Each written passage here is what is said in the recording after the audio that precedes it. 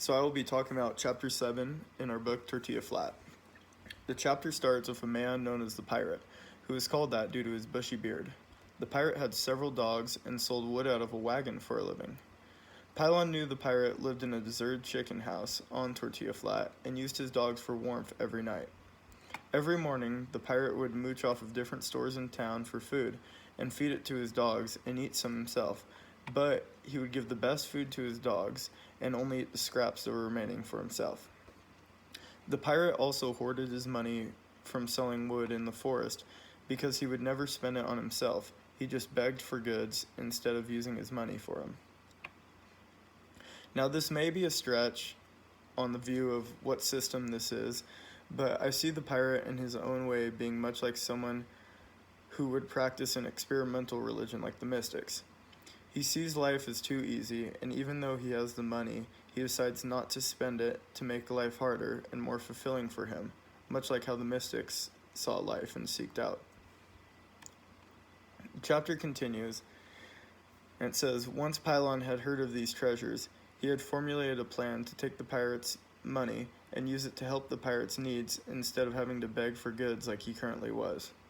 Pylon visited the pirate at night and told him of how people worry about his state of living, but the pirate says he is happy with his dogs and life. But as Pylon keeps pushing him and persuading him, the pirate asks what should he do to have a better life. In response, Pylon tells him to use the money he has saved, but the pirate responds saying that he does not have the money and that he has given it all to an old woman to help her out. And after this, he kicks Pylon out of his little chicken house.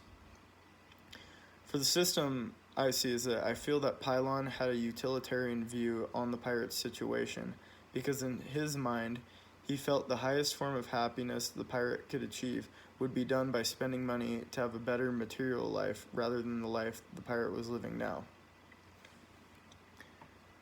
Pylon was suspicious and watched the pirate the next day when he got wood, but figured out nothing and thought he should ask his friends for help.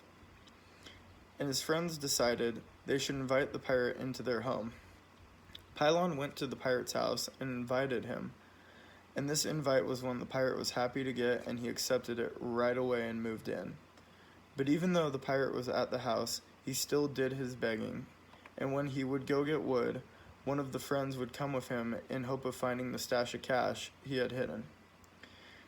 And at dinner, the friends tried to tell stories about people hiding money so that maybe the pirate would join in and expose himself. They also even tried to get him drunk to loosen his lips and speak of where the money might be. I see Pylon and his friends returning to this theme of hedonism I had mentioned in chapter 1 when I did one of these talks, because as I see them pushing the pirate to learn more about where the money is, I feel like they less care about giving the pirate a better life, but care more about finding a cut of his money so they can be more rich themselves.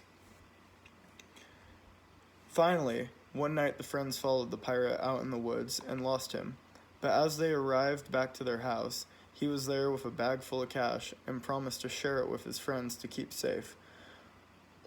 He said he only used the money to repay someone for healing one of his sick dogs, and that he was truly happy now to have friends that cared about him that he could trust and share this money with.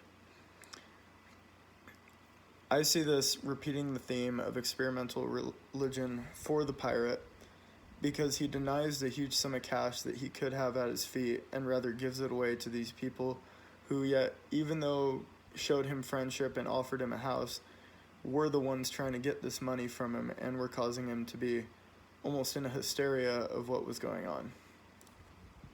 Now, after reading this chapter, I have two questions, and the first one is, do you think the pirate would have exposed his gold to Pylon and his friends if they did not follow him in the woods and share the fake stories of people getting their gold stolen to make him more worried about where the money was?